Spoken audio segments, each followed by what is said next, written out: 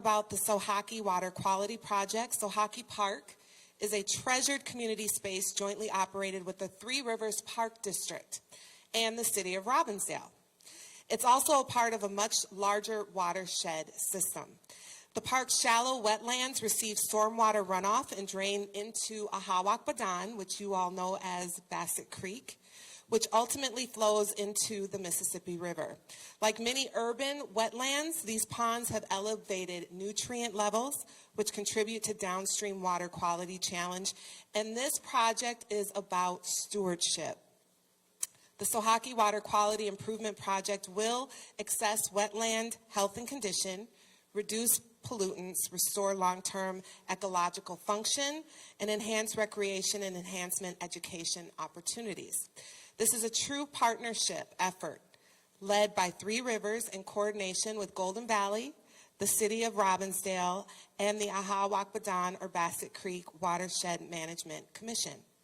The funding includes a $1.6 million in federal community project funding, as well as $600,000 from the Watershed Commission, and additional local support once final design is complete. So that is Sohaki. Absolutely.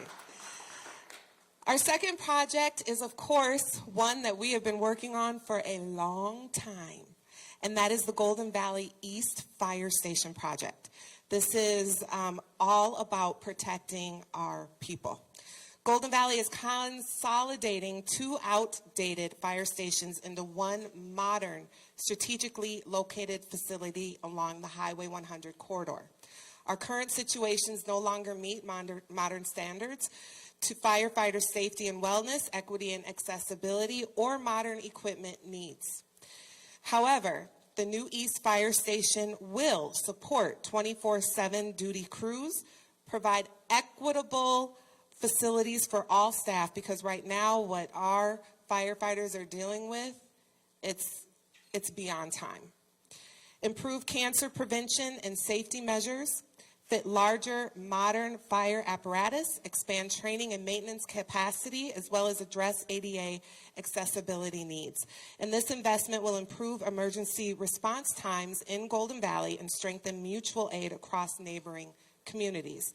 The funding includes city funds and bonds, as well as $3.2 million in state grant support for 2023 for early design and site work. So this is what partnership makes possible. Absolutely.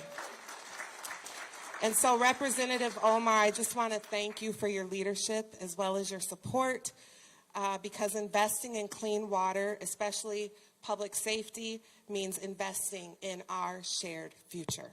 Thank you.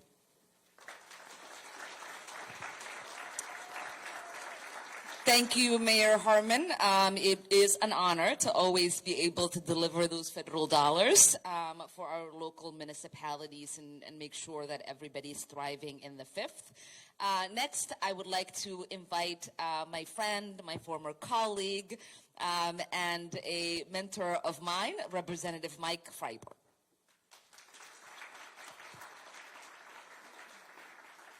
Thank you, Congresswoman.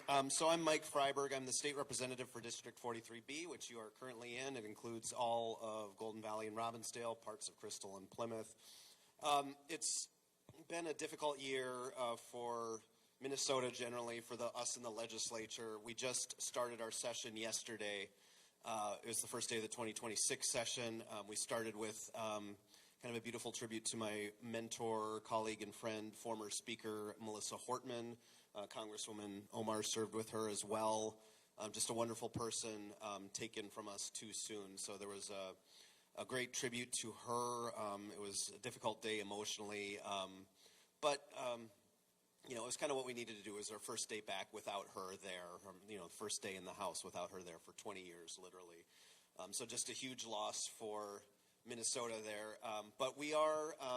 You know, we're getting to work. I'm co-chairing the Elections Committee again this year. We've had a very productive few years in the elections front, you know, passing policies like automatic voter registration, pre-registration of 16 and 17-year-olds. We restored the vote to people on probation. So we had our first meeting today, it's been pretty quiet so far at the legislature. We had a quick meeting today. I don't expect it'll stay that way. There's a lot of huge issues facing the state of Minnesota, as we know. Typically what we do in the even year session is try to pass a bonding bill to fund infrastructure projects around the state. I'm certainly hopeful we can do that this year. I do think in light of the recent federal invasion that we had here, though, the topic of ICE accountability and transparency is going to come up, and it's something we need to tackle, even though we don't have, obviously, we're a state government, not a federal government. We don't have direct funding authority over ICE or anything like that, but there have already been bills introduced to prohibit enforcement agents from being masked and unidentifiable, to allow Minnesotans to sue for violations of their civil and constitutional rights, and these are things we need to discuss as a legislature. It'll be tough. We have a tied house between Democrats and Republicans, but these are conversations we need to have and that we will have. So I really do appreciate the work that the Congresswoman and her staff put in during these last couple months. I know Nikki from her office is here, and they work really hard on just immigration issues, and obviously that's just been a huge topic these last couple months and a very traumatic time for our state. So, my door is open. If you ever have questions for me as your state representative, feel free to reach out, read my own email, give me a call, stop by my office if you happen to be at the Capitol. So thank you for putting this on. Appreciate your accessibility to your constituents. So thank you.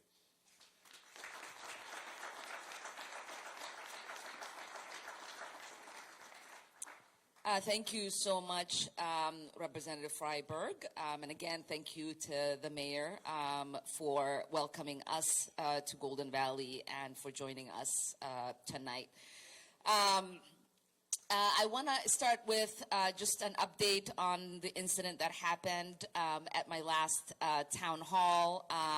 Really grateful to Minneapolis Police, our Hennepin County District Office, and the FBI, and everyone who has been working towards the indictment and the arrest. The man was arrested. He faces both county and federal charges. He had his first day of hearing about a week ago, and the judge decided to keep him in jail until he has his court date, which probably will be in about a year or so. So just wanted to give you all an update. I know people have been calling and asking, and as far as how I'm feeling, I'm doing good, and not snow or attacks will stop me from having these town halls, so thank you all. We've been working in D.C. Over the last year, trying to pass appropriations bills that help fund the government. The last one that we worked on was the appropriations bill for Department of Homeland Security, which mainly funds ICE, FEMA, and TSA. We voted against the legislation to give the department the resources it needed because we believed it was really important to put demands to hold that department accountable and make it more transparent and bring justice to the people that have been killed and harmed by the department. Right now it's in the Senate, so if you have strong feelings about it, please reach out to our senators and ask them to hold strong. Currently, because the funding has lapsed, it is technically shut down. The Department of Homeland Security is technically shut down. They will have to use the reserve funding that they have in order to function in the meantime before that bill gets voted and negotiated, hopefully with real accountability intact. There's been a lot of debate about elections. We know that there's a lot of people who are scared on whether elections will happen in the midterms. We know that our Republican counterparts and the president himself have made a lot of comments about our elections not being secure. They're needing to be, there being people who are not citizens in the United States voting. And in an attempt to address that, they introduced the SAFE Act. And we recently voted for, it was recently voted in the House. It is currently in the Senate. I myself voted against that bill because we believe it is an attack on our democracy and the electoral process. We know that it is going to disenfranchise millions of Americans, especially women.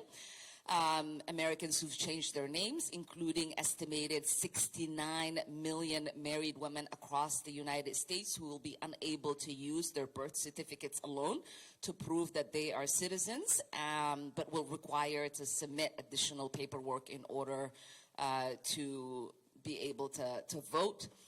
The bill also required all states to hand over their voter rolls to Kristi Noem's DHS. Absolutely not. Republicans know that they can't win this upcoming election in a fair way, and they're trying very hard to limit the people's access to the polls. We did have a rare bipartisan win recently in the House. Last week, we voted on a resolution blocking the national emergency Trump declared in order to raise tariffs on Canada. 6 Republicans joined Democrats in supporting the resolution. Speaker Johnson tried to prevent it from happening. He buried a language in basic procedural vote that would have stopped us from moving forward on the resolution. But we know the tide is turning. The American people understand that the Trump administration's trade policies are a disaster for the American people. And it's really important for us to have these smaller wins because it signals to the president that he's not going to be able to do whatever he wants without a check from Congress. So really proud of my colleagues for being able to stand up to him.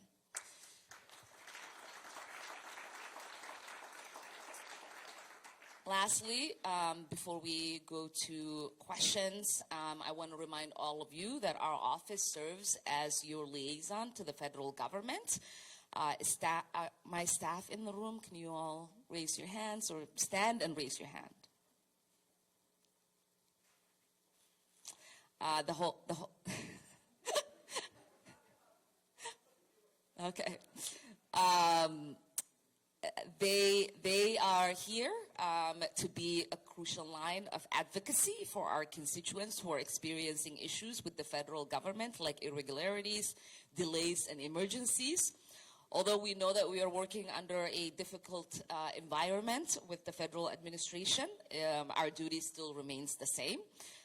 Congressional casework involving ICE is unique and narrow, but we can help for people who are looking for individuals that might have been detained by ICE if they are not in the detainee locator system within 48 hours, inquiring on urgent medical issues to ensure an individual is receiving appropriate medical treatment, ensuring an individual's attorney, loved ones are able to communicate with them. And importantly, our office cannot provide legal advice or assistance, but if there's other ways that we can help in regards to ICE and immigration enforcement, please reach out to our office. Our number is 612-333-1272. That's 612-333-1272. That is 612-333-1272. Last year, our staff were able to help 1,000 constituents with issues like Social Security, immigration, taxes, healthcare, and more. Our team was also able to return more than $4.8 million to constituents, businesses, and organizations in the district. We can't solve every problem, but we are committed to doing everything that we can to try. And now we will take questions. If you raise your hand, Ali will come to you with a mic, and as a reminder, always please don't touch the mic. We'll start here in the green.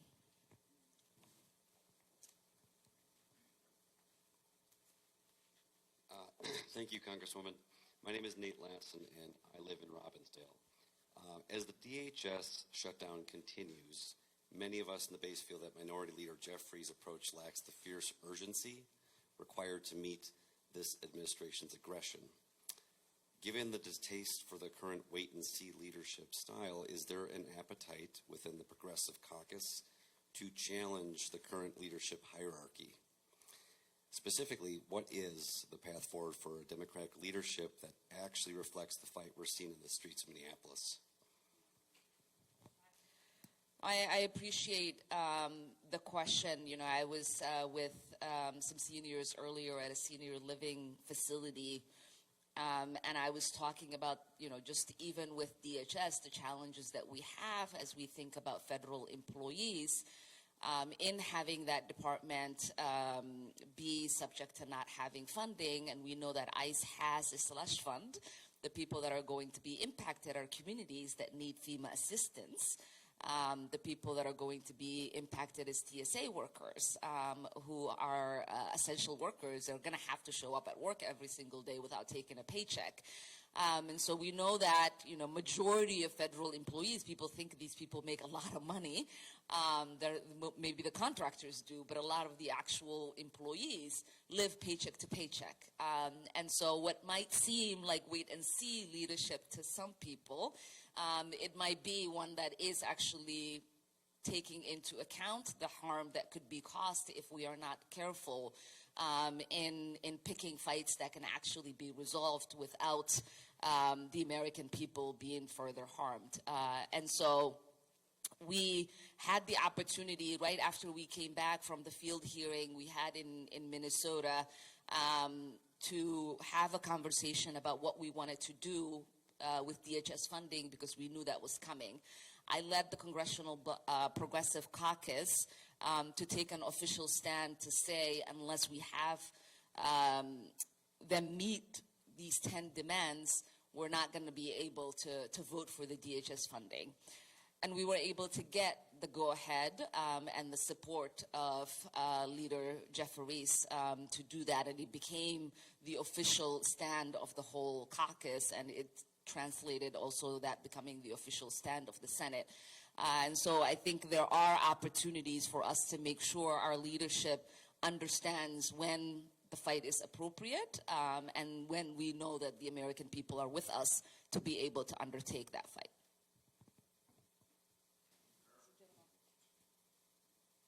Yeah, just a compliment and a request. Okay, there's a mic. Don't touch the mic.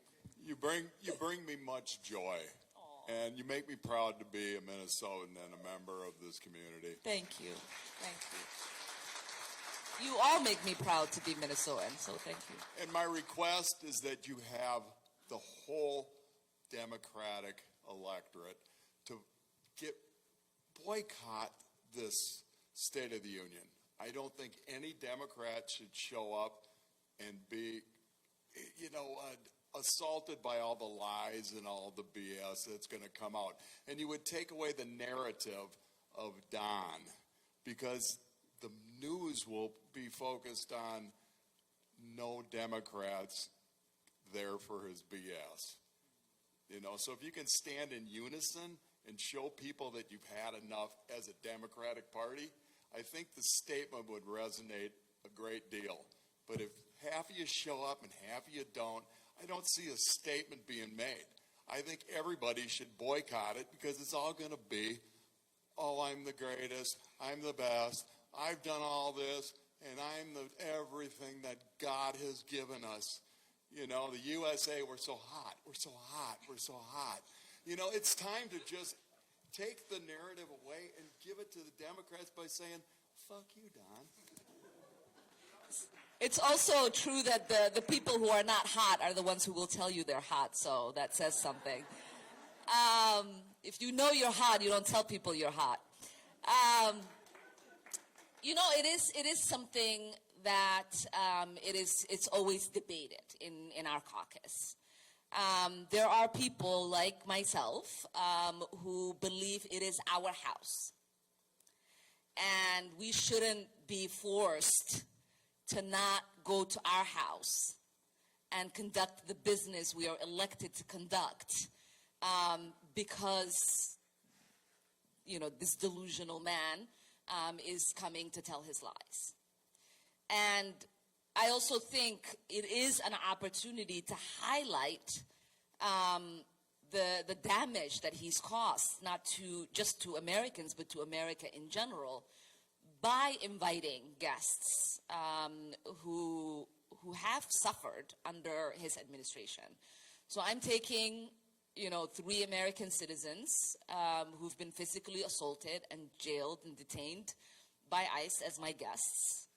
We're going to be doing, work around the day to try to make sure people understand just what the severity of what happened to Minnesotans looks like. Because what I hear from my colleagues, even the ones that came here, they're like, I didn't think it was this bad. So I do think it is important, and that's what the Minnesota Dem delegation is doing. We're all attending and we're all taking guests that have been harmed by ICE. But I do understand your sentiment. The other piece that people don't know is that, which I found out my first year because I was lobbying for all of us to walk out, to not go, to do something, is that they have people lined up to fill the seats. And so it is not going to be a visual that the American people get to see, because whoever is leading the Congress, the speaker, prepares for that, and every seat would be filled. Yeah, but everybody will know there was not one Democrat in participation, because the people that are going to be brought there is going to fall on deaf ears to the whole Republican Party. I mean, the statement was, I think we are reclaiming the narrative. pay for people to go sit in the seats, just like we're paid protesters, I mean, you got to take the, that would take the narrative away from the Republicans and Donnie, the dear leader. That's just my personal opinion, Yeah. and it's time to make a stand against this regime. Yeah. Ali, the green. Thank you. Thank you. Ali, انت.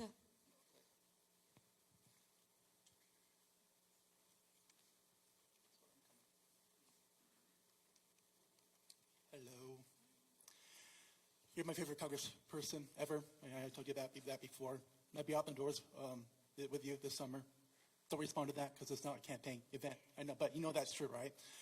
No more gun violence. No more deaths. I feel empty inside.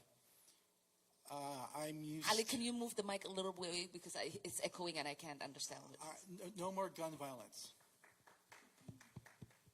I'm used to lobbying elected officials in state capitals for gun violence prevention that happens outside. I'm not used to going to a Capitol building to lobby against gun violence.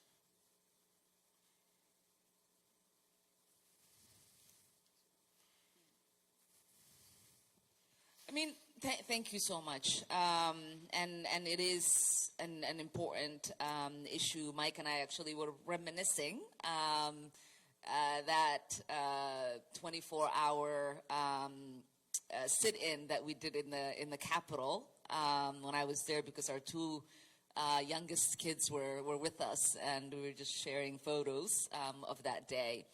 And it is an important issue. It's an important issue to I would say most Democrats.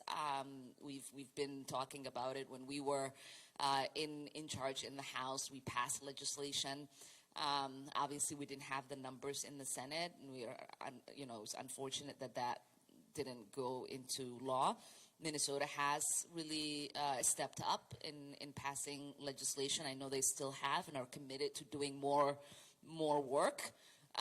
But yes, nobody should become desensitized to the idea that it's acceptable to have it be part of everyday life in a country like the United States, where people are being gunned down every day.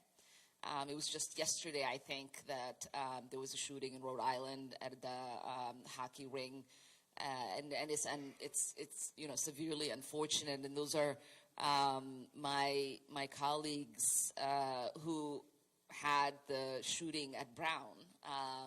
There's only 2 reps for Rhode Island, and that's not even that far ago. And so it is top of mind. And if someday we are fortunate enough to have the House, the Senate, and the presidency, that I will do everything in my power to make sure we get that done. Or my daughter will disown me, so, I don't know if some of you know, but my daughter led the school walkout in 2017 for the 20th Columbine anniversary. There's one right there, the black over there, and then we'll come back. I promise you I can see when your hand goes up, so I'm not. Hi, my name is Kat. I'm a constituent of yours from Minneapolis. I have a 2-part question for you. Obviously, what's been going on in Minnesota has been completely unacceptable. We've had people murdered on our streets. We've had people harmed in every possible way, the least of it emotionally, it feels like, even though that's been really terrible too. And it feels like sometimes the rest of the country, including Democrats in the House and the Senate, are not listening to how dire this situation is. I'm at a loss for how many more people need to die or be physically maimed or other things, horrible things to happen in our community and in other communities around the country before Congress acts. Part of why we're in this problem in the first place is because of the funding bill last year that did give ICE all of this funding, which was congressional. And also because Congress has failed to pass comprehensive immigration reform leading up until this point. So my question for you is 2 parts. 1, what is happening immediately, like over the next, let's say, month, to fix this problem? Like, what is going on? What are you doing? What are the big things you're thinking about to address this issue? And 2, longer term, it feels a little bit like some of the Democrats in Congress think that progressives or liberal-leaning people are just going to default support them no matter what they do. And that has led to some complacency, I think, in the party. What are you doing to address that and thinking more long-term going forward?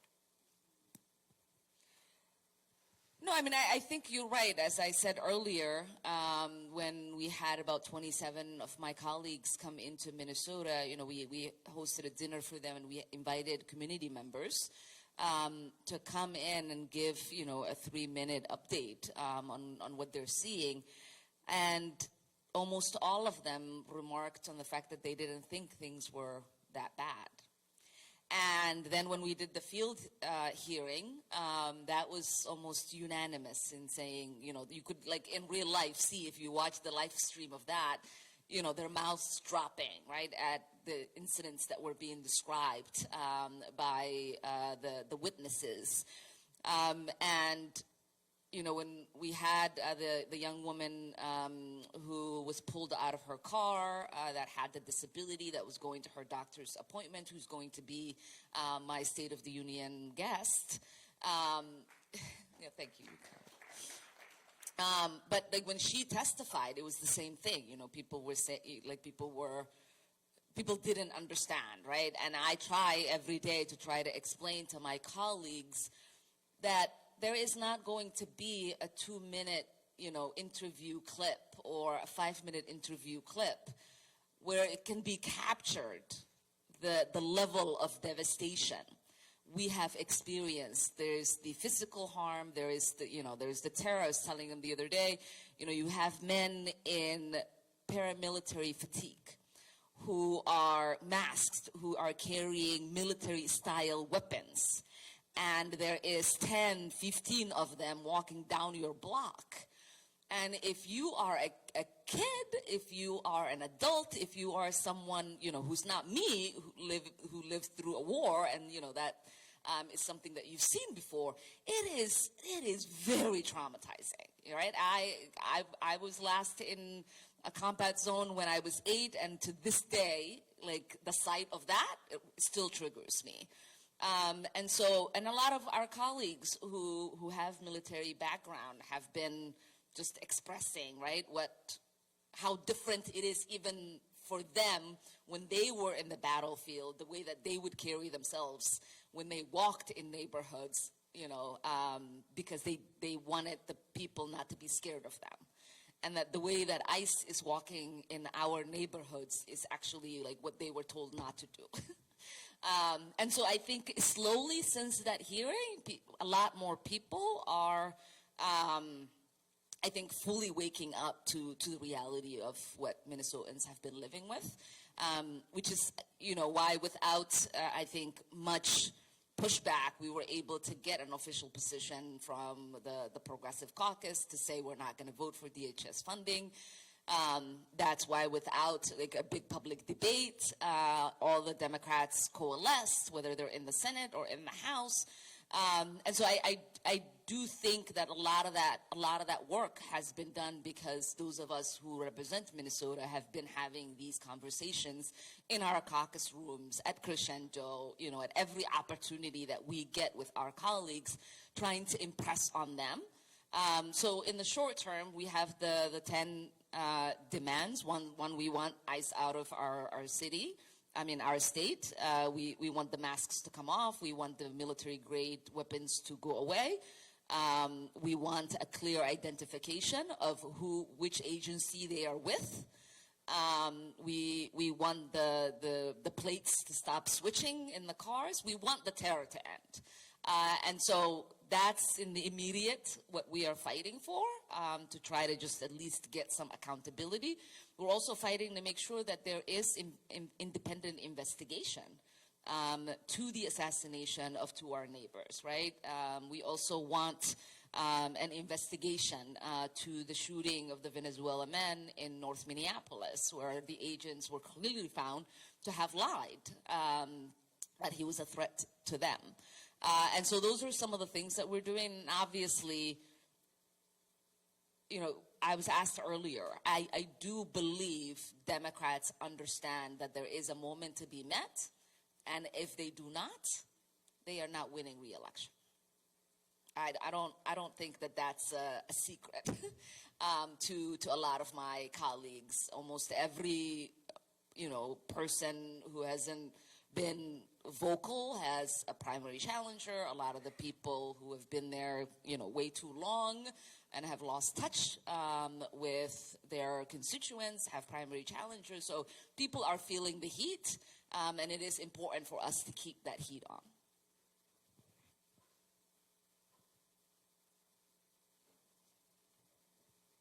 Don't touch the mic. Oh, yeah, sorry.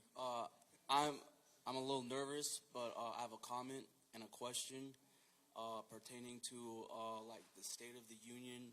I don't think Democrats should boycott it because I don't know if this is the right guy's name. I'm not. This is my first time getting into politics. But Hakeem Jeffries, I think it is. He said we cannot allow Trump to kick Democrats out of their own house because wherever the State of the Union is the house of the American people. So we as Democrats have to be there because that's our house too. And my question is, before you took questions, you said that we couldn't solve every problem. I just want to know what specifically those problems are that you're talking about, because obviously there's a lot of problems going on right now. No, that's fair. No, I was saying for casework, if you have, sometimes people have problems with the IRS for their tax return. There are cases that are solvable, and there's some that are not. Sometimes we have veterans that are not getting their benefits. There are some cases that we can solve for them, some that we are not. There are sometimes people who have problem with the Social Security office. Some cases we can, sometimes some of those cases are not solvable. So that's what I meant in regards to casework and being your liaison to be able to access those federal agencies. We'll do there, Ali. Right. Thank you. first of all, Congresswoman Omar, thank you for being here. It's an honor to see you in person and listen to you. Awesome. I like the comment about perception of, let's say, complacency a little bit among Congress and the Senate, Democrats, when so much is going on, so many problems everywhere. It seems like a lot of what we've been talking about are distractions. And in the meantime, we've got this armada of battleships and 2 aircraft carriers that are gathering in the Persian Gulf right now. And Trump is talking about possibly attacking Iran by Saturday. You know, I mean, it just seems like the Democrats are not doing enough or loud enough talking about these kinds of horrible things that can happen.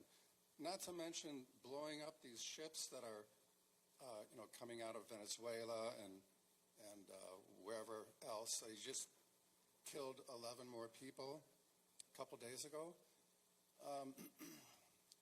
Are you being loud enough and talking about how horrible these things are and what they're doing for our reputation?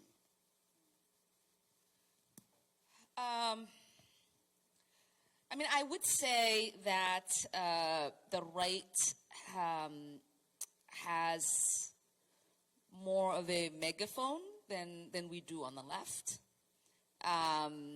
And so I think maybe that is why there isn't a breakthrough. And obviously our president says all kinds of crazy stuff, and that dominates the news cycle. But we've attempted to pass legislation to hold him accountable for Venezuela, to make sure that he doesn't go war with them, with Cuba, with Greenland. We have resolutions on Iran, war powers resolutions on Iran. So these are, issues that we are screaming about in a way. And, I'm reminded when I have these town halls that people are not getting them in the way that we had hoped. And I think that might be just a communications breakthrough when it comes to just how much of a more well organized. I can sneeze and there'll be 50, 100 articles that are written by all of these, MAGA pundits to characterize what kind of sneezing it was. And like Democrats can pass legislation to stop the tariffs on Canada, and it barely breaks through on anything. So that's the significance in the gap is something that we've all been talking about, and how to close that. And one way that you all can help is to utilize our social media platforms and help amplify what we are trying to communicate there, so that more people are able to see and have eyeballs on it.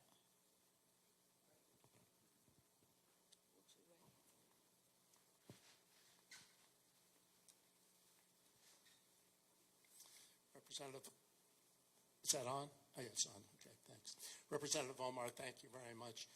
We have so many problems, but I just want to confine my question to one, and that is, what is that day going to look like when we wake up in the morning and we realize that Vladimir Putin was right? He will have prevailed in Ukraine. He will move across Europe. And more importantly, every other dictator, wannabe, political entity that wants to take over their neighbor will say, hey, that worked great for him. We're going to do the same. And that's going to happen across the board.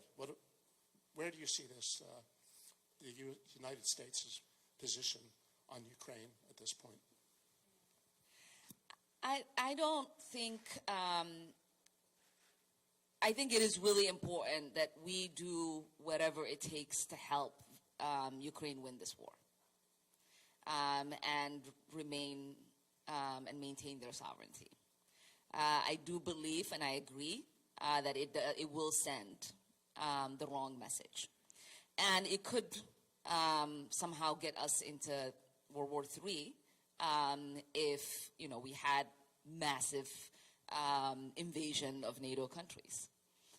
And so it's been my vote record has been to support any sort of way that can be helpful to the brave men and women of Ukraine who have thus far really shown an incredible bravery and courage as they defend their homeland.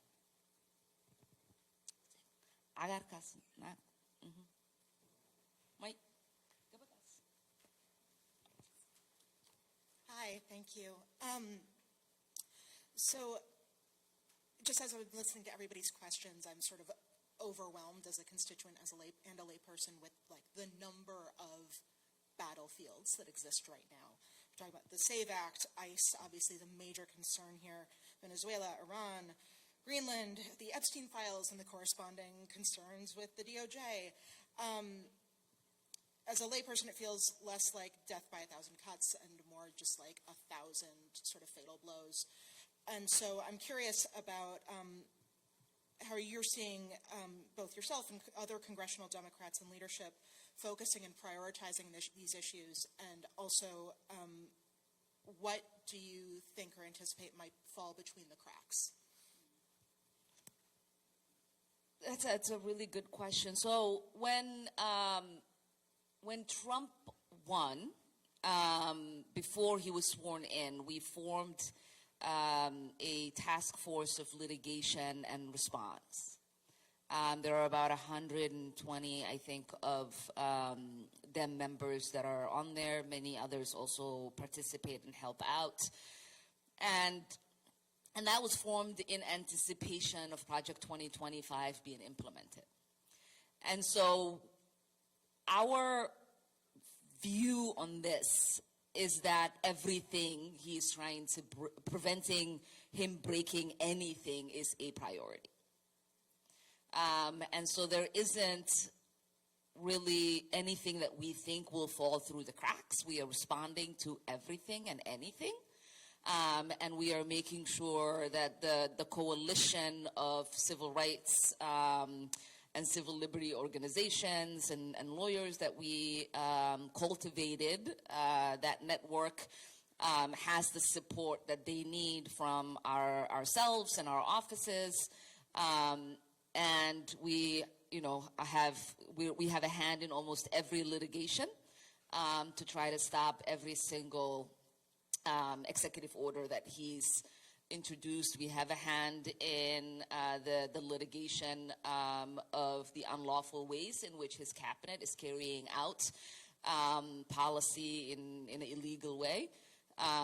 You see us coordinating efforts to visit detention centers. We are doing court watches so that people are not picked up as they are doing the right thing of, adjusting their statuses and showing up for their interview. So there's a group that helps coordinate that and make sure people are available, members are available, because we notice that people are less likely to get picked up when we are present in court.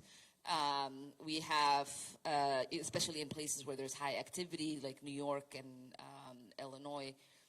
New York and LA, we have a coordinated effort with the 22 Democratic AGs and the lawsuits that they are bringing. They regularly come in, especially our AG, Keith Ellison.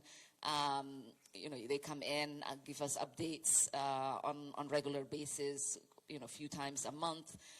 And so that effort of trying to make sure that we're not stepping all over ourselves, but that we are strategic in understanding that we all have different expertise, we all have different needs in our districts or our neighboring districts, and that we all represent constituencies that are vulnerable in different ways. There is, I've never seen the Democratic caucus work with each other in the way that I'm seeing, and it is actually that, if we carry this unity, I know we'll have new people, but if we carry this sort of collaborative unity that we have, I think we have an incredible chance to govern in a way that will make the American people proud once they put us back in charge.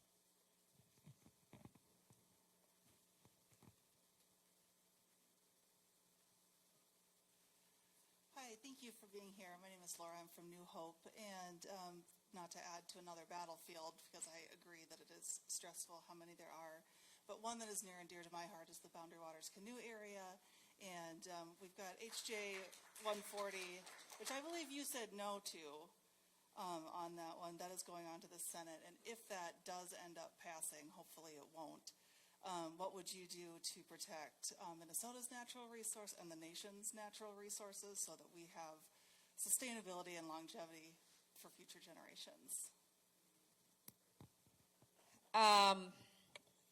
I've been very vocal on that, and I know it passed the House. I think we lost one Democrat. I worked really hard for the ones who voted for it before to not take that vote. Just explaining to them just how precious it is to us. And I know that our senators are working incredibly hard in the Senate. So I don't see a path in which it passes the Senate right now. We'll go. Hat, sorry. Trying to think how you say that in Somali. The hat of Kofi the cowboy. I'm Ron Adams from St. Louis Park, and thank you for being here tonight. They started bombing what seemed to be fishing boats off of Venezuela in the Pacific. They say they can't investigate them, stop them, and investigate them because the Coast Guard doesn't have fast enough boats. And I'm thinking, doesn't the Coast Guard have a budget?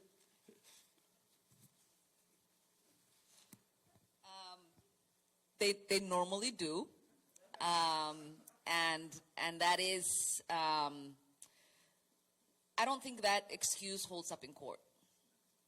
And there will be an investigation once we have a shift on who's in charge.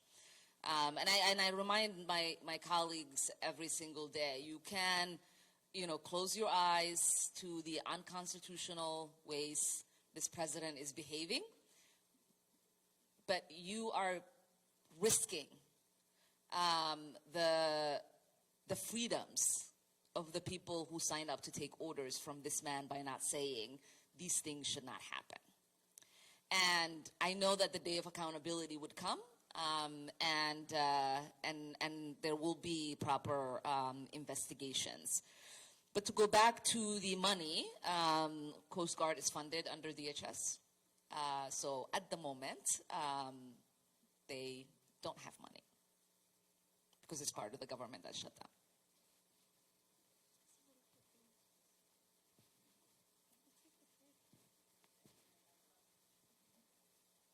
We'll come back to you back there.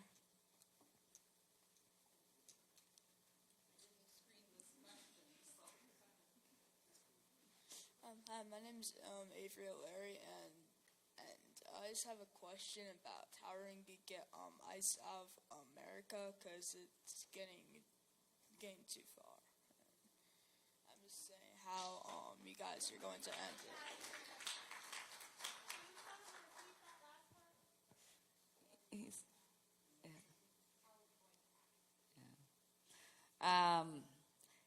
It breaks my heart that as someone so young, you have to think about that. What I will say is that there is an easier conversation happening today than 6-7 years ago when I got to Congress about what we need to do with ICE, which is to abolish it. And there is a lot of conversation about what the dismantlement of the Department of Homeland Security should look like. Because right now, the agencies that are put together do not have accountability in the way that that formation exists. And it's very important for us, if we're not going to go back to pre-2002 in looking at how these agencies used to operate without this level of brutality that we are seeing, then we need to figure out a different system that could work for people where little children are not afraid of federal agents, trying to carry out the duties they were designated to carry out, but instead end up terrorizing whole communities. So thank you. So in light of the police and sheriff's inability or unwillingness to help us, I'm wondering if you were interested in pulling something from the past, the Minnesota State Guard, to act as rapid response, to create a foundation of defense for us. Because I'm looking at Schumer, Jeffries, and they can't or won't. But that might be a way to legitimize all the hard work I see around myself every day when I do rapid response.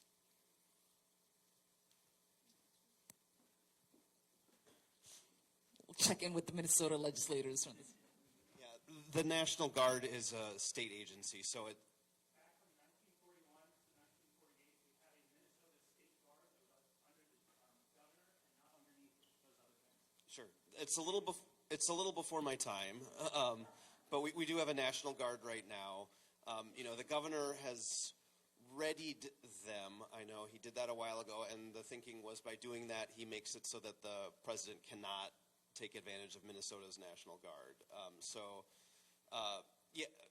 I don't, whether or not that's the best system, if we should look at like recreating some sort of a state guard. What I'm talking about is legitimizing the actions of our citizenry so that when we do something, it's not just me by myself disconnected on a signal chat with 1,000 other people.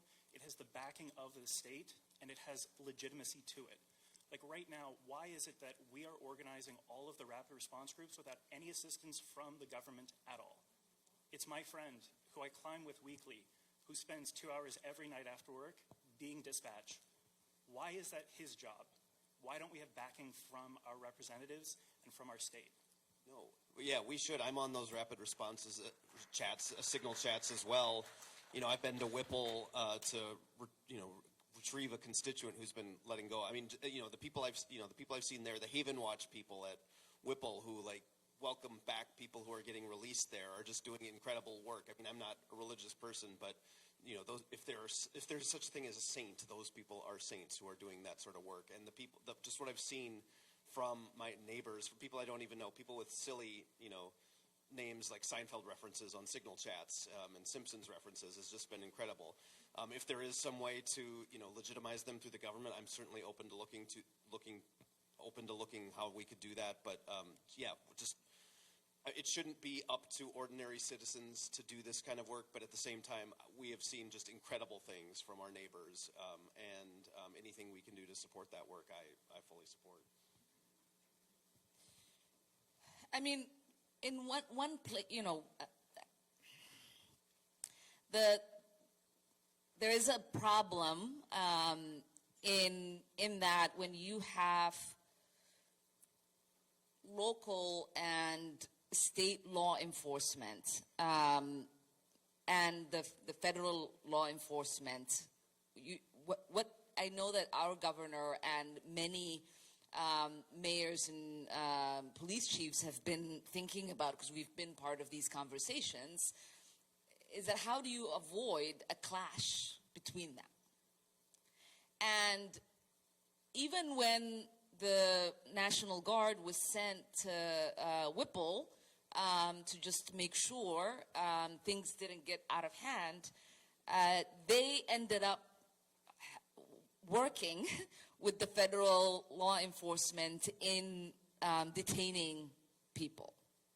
And then you have people that are upset about that because, again, their mission is aligned, right? And so, my problem in wanting, because there hasn't been an incident in which you have local law enforcement, maybe one in Minnesota, where you have local law enforcement or state show up where they haven't then contributed to the harming like the people who are out there,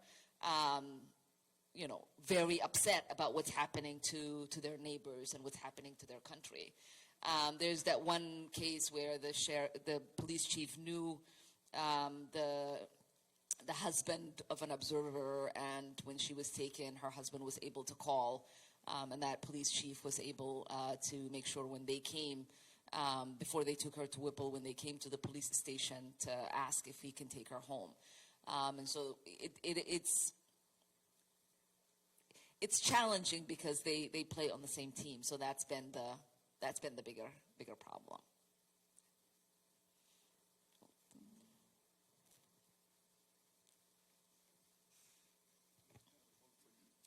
Oh, yeah, that's right. Don't touch the mic. Jesus. Don't touch the mic. Hi, Ilhan. I have this two-part question, but I'm going to start off real quickly on this. So I'm just a little bit worried about a bunch of people who've been breaking the law knowingly, and they know if they lose, the power in Congress or in the Senate, then what type of extremes will they go to hold on to that power? So I'm just a little bit, I just want to put that in your mind, what is the plan for that escalation? You don't have to answer that today. But my other question is clearly somebody who wrote the Constitution forgot about the consequences for the president that breaks the law. And if we can't give consequences to this man, which I don't believe we can't do that for presidents, we need to move forward with some sort of new plan. If presidents break the law like this, there needs to be consequences. But if we can't give consequences, let's just say we can't do it for the president, there needs to be a law somehow where consequences are for the people who are in Congress who allow it, because they are a part of the crime. So if we can't give consequences to the president, then we need to hold something over the heads of people who willingly go along with crime like that, so that they'll think twice before they vote and accept all this. That's all. I'm hoping we can come up with a new constitution.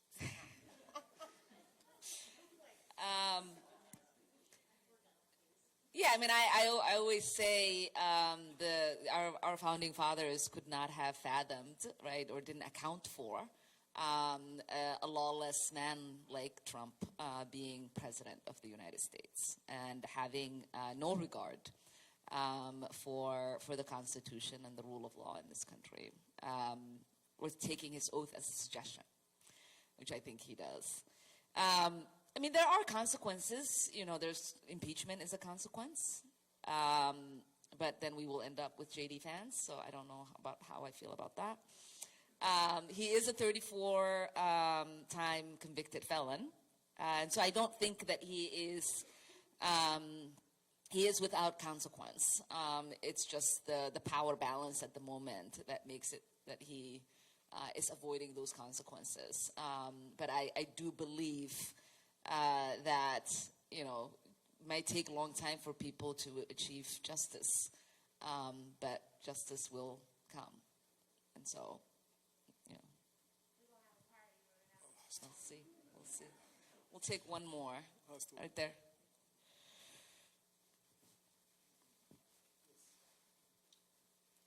The green. So here Ali has been fasting today, so please don't hold it against him. So last I checked, there's about 2,000 Minnesotans who die from the opioid crisis currently. I know Trump is justifying a lot of his power grabs in immigration and elsewhere off of the fentanyl issue. With the progressive liberal solution being harm reduction, I'd just like to hear your thoughts on that subject and, what we could do as progressives to solve this issue.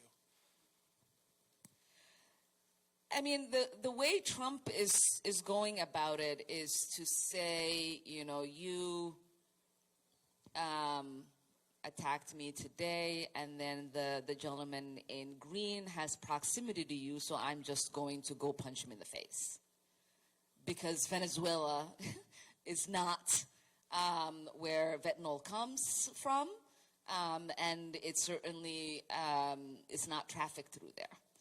There are a lot more countries that we could be engaging with and have a conversation with, say, Mexico, if that was the real concern.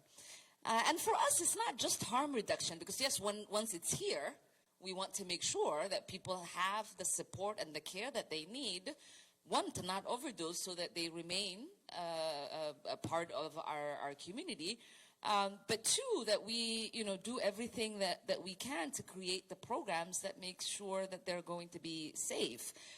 We also had, under the Biden administration, our Department of Justice was working really hard to bring narco charges against gangs and others, RICO charges against narco traffickers and gang members. All of that work is not being done at the moment. And so there is a path to getting to public safety. There is a path to dealing with drugs. But we know that the war on drugs is a failed one, because not only has it not stopped drugs from being trafficked, it has increased drugs from being trafficked, and it has caused the communities that we have gone after the most pain, not only because they're exposed to the drugs, but the penalties are incredible. And then it is also responsible partially for mass migration, because those countries are made unsafe throughout our enforcement. And so I'm of the mind that, and instead of keeping the problem going so that we can use it as a talking point, like, we can actually sit down and find real solutions that progressives like myself talk about, and people say that's silly. But there are solutions out there if we were not doing what we are doing because corporations are benefiting from it and they pay the politicians to continue to run. If it wasn't the military industrial complex that was benefiting from it, and they have contractors that make this stuff that are funding these politicians. I once had a conversation with some really decent Republican who's very anti-war, very anti-intervention, and I said to him, why you keep voting for these things that just feed the beast? And he said, well, they feed the beast in my district, and so that is what keeps my base happy, and so I'm just going to continue to vote for these things. And so we do have representation in the House of Representatives and in the Senate of people who know what the right thing is, who have moral clarity on what the right thing is.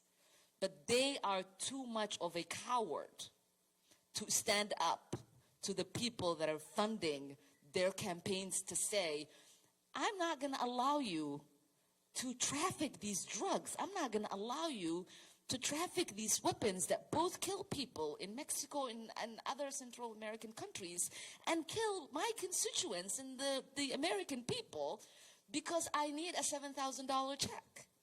Like, that is not worth your soul. And so that is what we have. Majority of the people that are there, they're not thinking about making decisions that are bold and actually effective for the American people and the global South. They are making decisions to keep themselves elected and have adjacency to power. And we are never going to have, a House of Representatives that actually truly represents the people. So thank you so much for asking that. And thank you all again for joining us for this month's town hall. I will see you next month.